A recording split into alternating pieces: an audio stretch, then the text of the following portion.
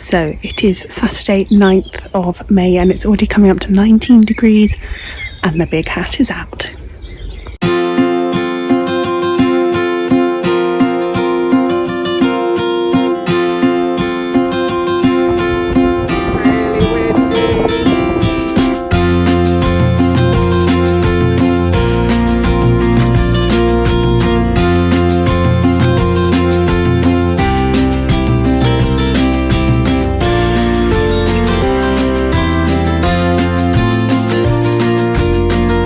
That's one of the jobs. So today what I thought I would do is give you a plot tour, because we haven't done that for a while, and then if I get time I'll update you at the end anything I've done today. There's quite a few jobs to do. I must excuse my shadow, the sun is very strongly behind me, so there will be shadows. Herb bed, new herb bed that's not a herb bed yet. These are the onions that haven't gone out yet, and I've also just added some French beans there that have been in the cold frame for ages, so now they're out, but I will cover them tomorrow night because tomorrow night is going to be a cold one. And other random things, some swede that I've just brought from home that are going to go in the cold frame. Haven't opened these yet, very lax of me. And it's taken a while, a few attempts for me to get that little one to stay standing. If you can see at the moment, stick over there, it's tied to this behind, which is the only thing keeping it up at the moment. This is my daughter's bed. These are her potatoes in the bucket. Overwintered broad beans, which are starting, oh wow, that one's shot up. I was going to say they had little broad beans on, but that one is huge now. They've really done well. I'm happy.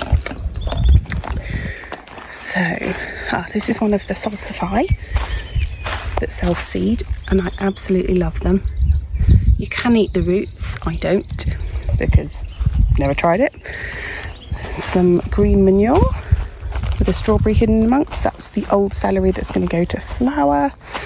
This is the broccoli left for the bees at the moment. Lots of stuff covered in plastic. Shallot bed again. Kale left for the bees at the moment there. His green manure shut up. It wasn't that big last time. Wow, that's huge. And in amongst potatoes from last year. There's another one there. I might actually just wait a little bit, dig them out for new potatoes. There's another one under that membrane there that I found yesterday when I was digging this.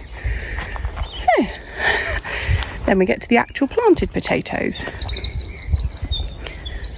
They have done very well. We do love potatoes. We didn't have enough last year.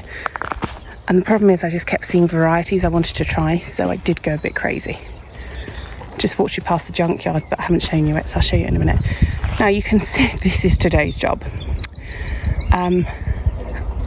It was getting really hard. I've redid the outside, but as you can see, this bit in the middle, I haven't got to yet. And it is awkward to stand there, but it's awkward to stand there and try and tell what's grass and what's carrot seedling. So I gave them another week, so I could tell them apart. So those are the carrots there, and I've just got to go amongst and get the weeds out so it doesn't look like a complete mess.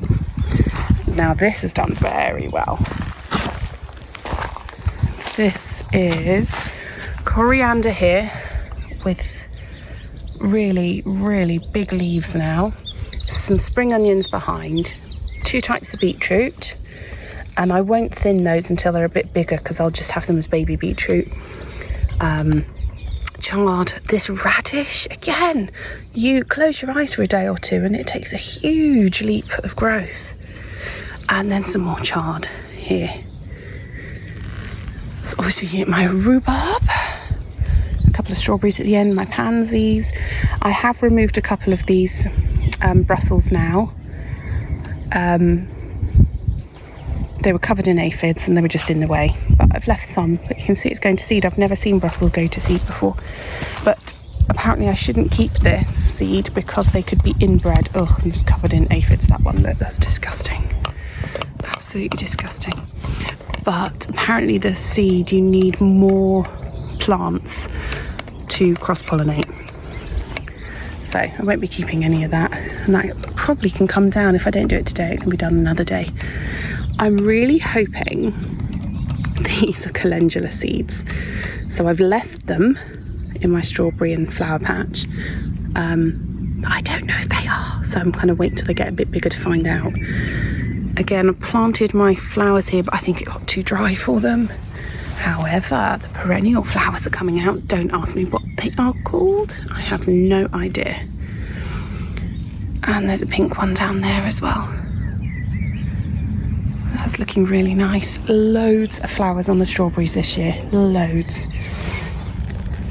So that's really, really promising for lots of strawberries. This here at the back, let's just step over there. This is a teasel, I think. And I've left it because this whole front section was covered in teasels when I started digging it over. And it's the only one left, and I quite like to just leave it as a bit of a memory of that. And also to get a teasel. Onions and garlic. This bed behind is ready now. I'm just going to water it and leave it for a week to get the seeds to germinate so I can hoe them off. Now we're in the junkyard. The junkyard is getting more junkyardy because obviously as I'm uncovering things, I'm dumping it all here. And this can all go on the communal bonfire when I'm done.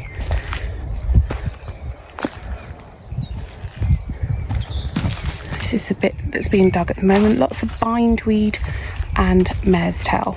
Couch grass not so much of a problem here, it seems. And there's that potato. So I'll water this in a while. I'll do the carrot bed, and then I'll get the hose pipe out, water this down so I can get into it. Apple trees are looking quite good now. Only this one on the left had blossom, and this one on the right is the one that's meant to cross-pollinate with, so it hasn't got any apples this year, but they're looking healthy, so I'm happy with that.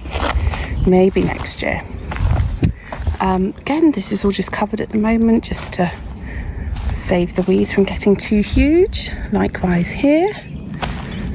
And that's it really. I'm going to get these open, get the air in, and crack on with some jobs, so I'll see you later. There it is, one weeded carrot bed. So this is what I got out of the carrot bed. It's not perfect, it'll have to do.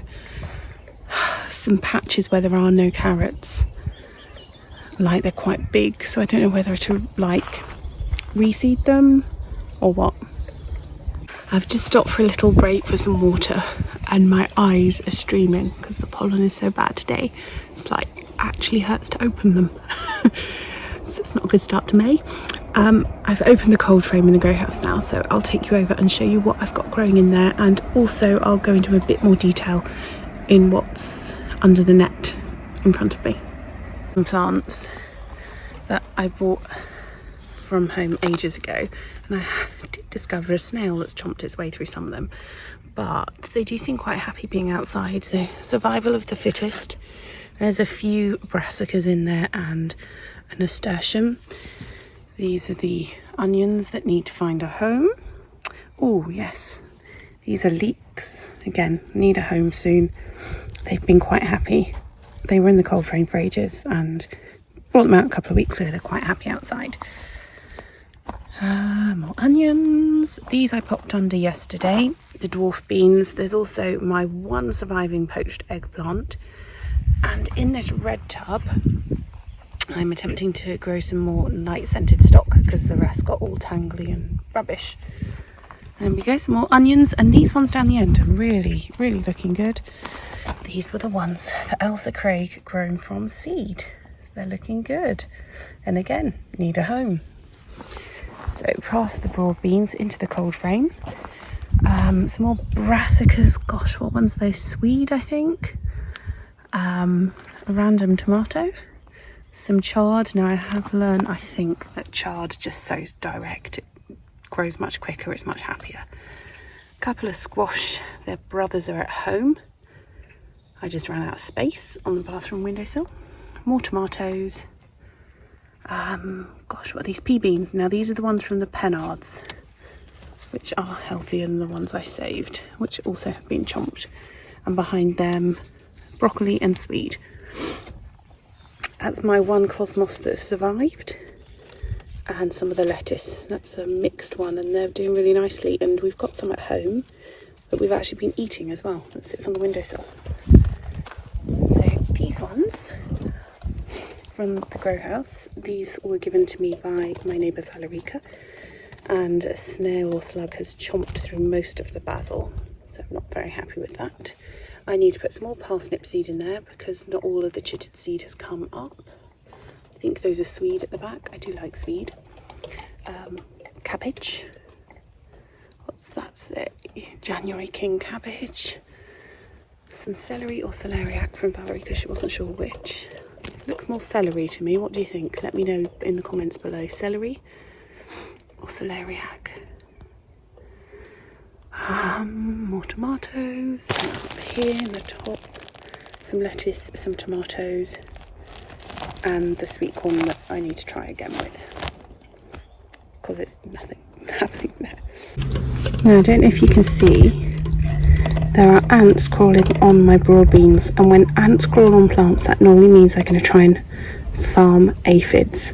So these are the broad beans. What I'm going to do is just take out all the growing tops to hopefully discourage any black fly and stop the ants farming them on there.